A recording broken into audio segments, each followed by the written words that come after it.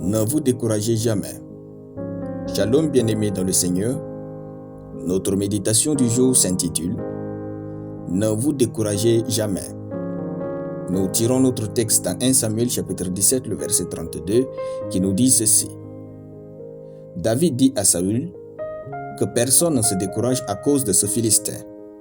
Ton serviteur ira se battre avec lui. Alléluia. Lorsque dans votre parcours, vous aurez une raison valable pour tout abandonner, posez-vous ces deux questions. Pourquoi avez-vous commencé?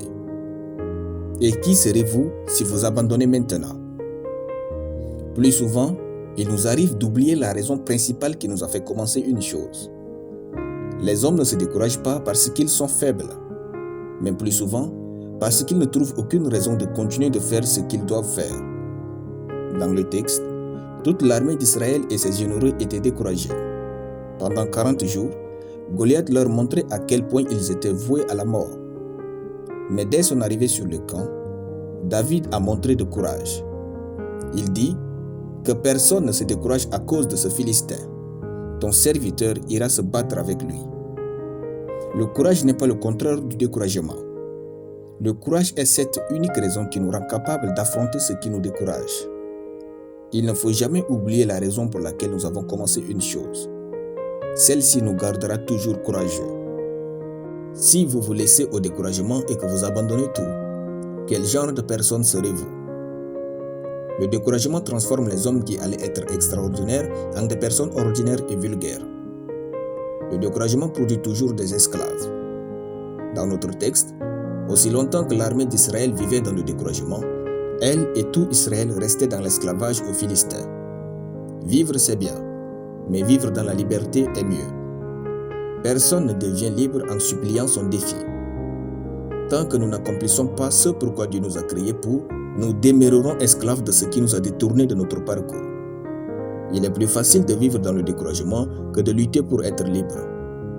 Si vous avez abandonné une chose que vous ne devriez pas abandonner, relevez-vous et reprenez-la.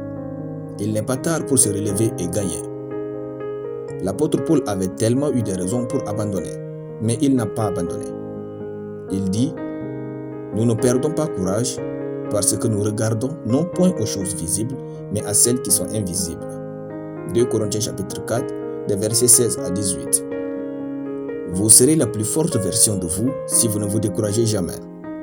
Trouvez donc une raison plus digne que vous qui vous fera vous battre jusqu'à réussir votre vie. Le découragement produit toujours des hommes faibles, tandis que le courage produit des hommes forts. Soyez la raison pour laquelle les autres se battront pour réussir à cause de votre courage. Alléluia. Nous allons prier. Merci Dieu pour ta force toute puissante qui me pénètre. Je déclare que je suis courageux et focus sur ma destinée au nom de Jésus. Par conséquent, je suis stable, invincible, indestructible, inarrêtable au nom de Jésus. Amen. La lecture biblique en une année, 2 Rois chapitre 16 à 2 Rois chapitre 20. Soyez bénis, c'était le pain du ciel.